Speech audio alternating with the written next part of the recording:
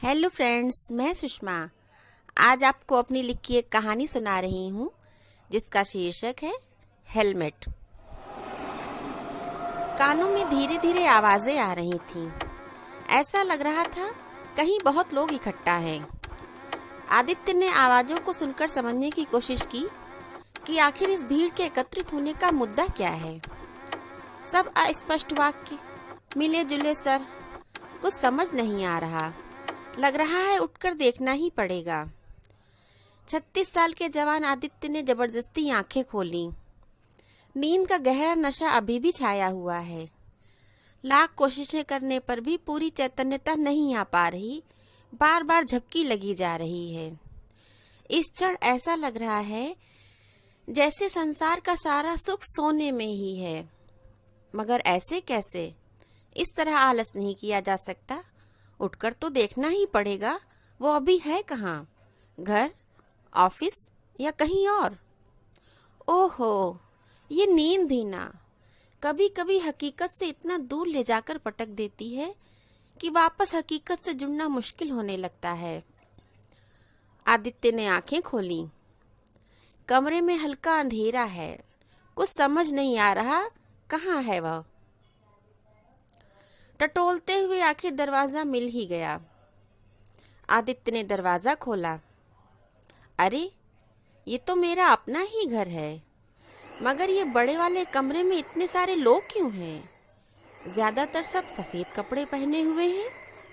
सबके सब उदास हैं। कोई शोर शराबा नहीं। बोझिल मातमी वातावरण। मातमी वातावरण मतलब क्या मेरे घर में कुछ अनहोनी हो गई है? क्या हुआ होगा? क्या मम्मी को कुछ हो गया? आदित्य के दिमाग में प्रश्नों के हथौड़े चलने लगे हैं। आदित्य बिना किसी से बात किए सीधे अपने मम्मी के कमरे में गया। कमरे में मम्मी नहीं थी। तो क्या मम्मी? आदित्य जोर से चिल्ला पड़ा। मुझे किसी ने बताया क्यों नहीं? जगाया क्यों नहीं? मम्मी! आदित्य की आंखों से आंसू बहने लगे। आदित्य ने देखा कोई उसकी तरफ ध्यान नहीं दे रहा है। उसने भी किसी से कुछ नहीं पूछा। वो बड़े कमरे में आ गया। सामने रुचि, उसकी पत्नी, दिखी बेसुध मम्मी की गोद में। पास ही अपने मामा की गोद में उनके मोबाइल से खेल रहा आदित्य का 6 साल का बेटा आर्यन। रुचि मम्मी की गोद में? मम्मी तो है। फिर ये किसकी शोक सभा हो रही है उसके घर में? उसने गौर से देखा। मेज पर रखी तस्वीर फूलों से ढकी जा रही थी। अगरबत्ती के धुएं ने तस्वीर को और भी धुंधला कर दिया था। आदित्य ने थोड़ा और पास जाकर देखने की कोशिश की। तस्वीर पहचानते ही आदित्य की आंखें आश्चर्य से दोगुनी फैल गईं। कलेजा धक करता हुआ मुंह में आ गया। पैर कांपने लगे। पसीना छूटने लगा। ये तस्वीर तो मेरी है। इस तस्वीर पर फूल क्यों? क्या मैं ही? ये सब कैसे? कब हुआ? लोग बातें कर रहे थे। अगर आदित्य हेलमेट लगाए होता तो आज ये दिन न देखना पड़ता। वो दूसरा बाइक सवार हेलमेट लगाए था, इसलिए सिर्फ हाथ पांव में फ्रैक्चर हुआ, सर सलामत रहा उसका। मगर अपना आदित्य? लोग अफसोस कर रहे हैं। हेलमेट? हाँ, याद आ रही है वह सुबह। उस दिन सुबह आदित्य को कुछ याद आने लगा है। Okay Ruchi, my breakfast has done. अब मैं ऑफिस के लिए निकलता हूँ। मैं चलता हूँ रुचि। बाय आदि, अपना ख्याल रखिएगा। रुचि ने रिप्लाई किया। बाय बाय मेरे प्यारे सुल्लू।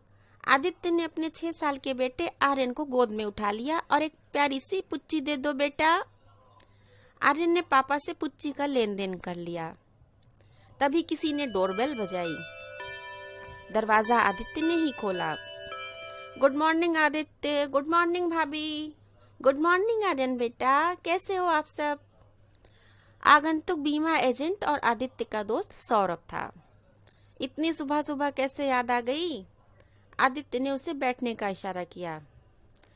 हमें आपकी याद और चिंता दोनों बराबर लगी रहती है सौरभ भाई, हम बीमा पॉलिसी वाले जो ठहरे। आदित्य, तुम्हारी न्यू पॉलिसी के सारे कागज तैयार हैं, बस तुम फटाफट सब में साइन कर दो। सौरभ भैया, आप चाय पियेंगे? रुचि ने पूछा। थैंक्स भाभी, मैं अभी भी पी कर आया हूँ। आदित्य ने कागज साइन कर दिए। सौरभ कागज लेकर चला गया। पापा, ये अंकल क्या लाए थे? आर्यन ने पूछा। आदित्य ने बताया, बेटा मैंने उनसे दुर्घटना बीमा पॉलिसी ली है। आर्यन ने फिर पूछा, वो क्या होता है पापा? आदित्य ने समझाया, बेटा उस पॉलिसी में हम थोड़ा थोड़ा पैसा एक कंपनी के पास जमा करते हैं, फिर अचानक कोई दुर्घटना हो जाए तो बीमा कंपनी वाले हमें इलाज के लिए पैसे देते हैं। आर्यन ने कहा, अच्छा इसका मतलब है बीमा कंपनी को हमारी फिक्र है। आदित्य ने कहा, हाँ बेटा बिल्कुल सही समझे आप। अच्छा अब मैं चलता हूँ वरना लेट हो जाऊंगा। कहकर आदित्य चलने के लिए उठ खड़ा हुआ। 1 मिनट पापा, आप यहीं बैठिए, मैं बिल्कुल अभी आया, जाना नहीं। कहकर आर्यन दौड़ते हुए गया और स्टोर की अलमारी में रखे हेलमेट को अपने नन्हे हाथों में पकड़कर लाते हुए पापा के सर पर रखते हुए कहा, पापा मुझे भी आपकी फिक्र है। यह दृश्य देखकर रुचि और आदित्य दोनों ही भावविह्वल हो गए।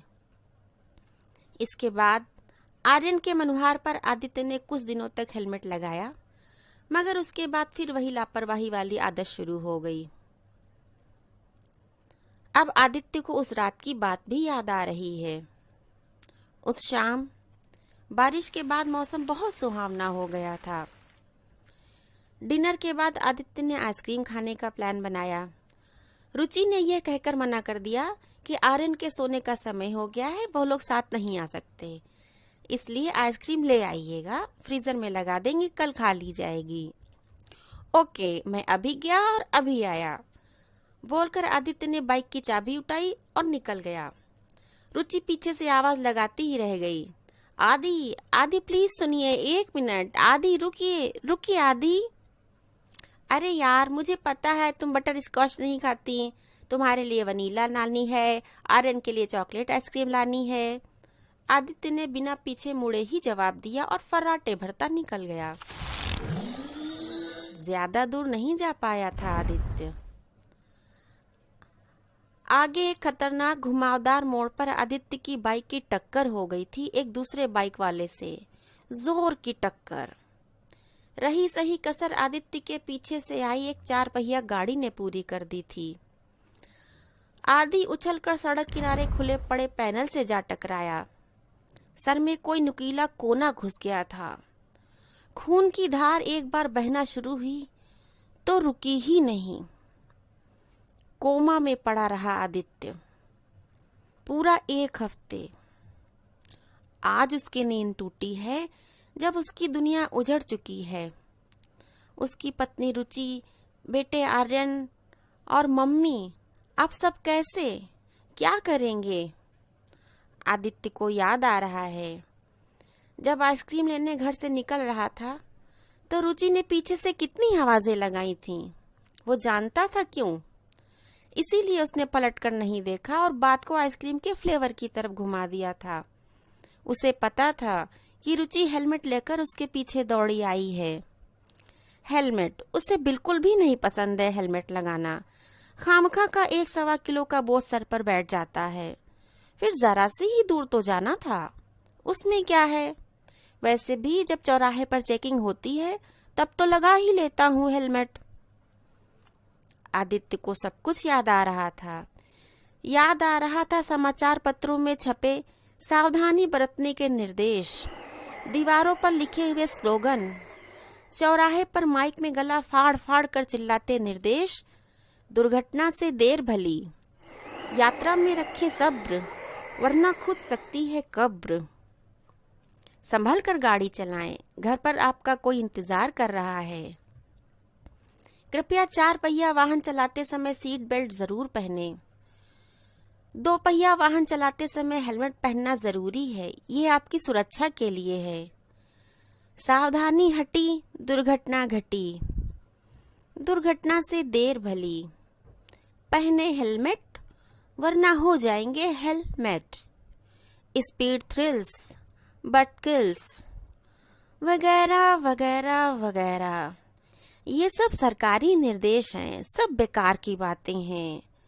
और बातों का क्या, कौन सुनता है इन्हें, कौन मानता है इनकी? यही लगता था आदित्य को।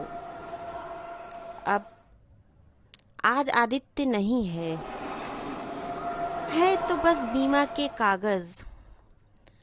सिर्फ बीमा करवाने से सुरक्षा की इतश्री नहीं हो जाती, पर अब पछताए होत का जब चिड़िया चुग गई खेत। Thank you.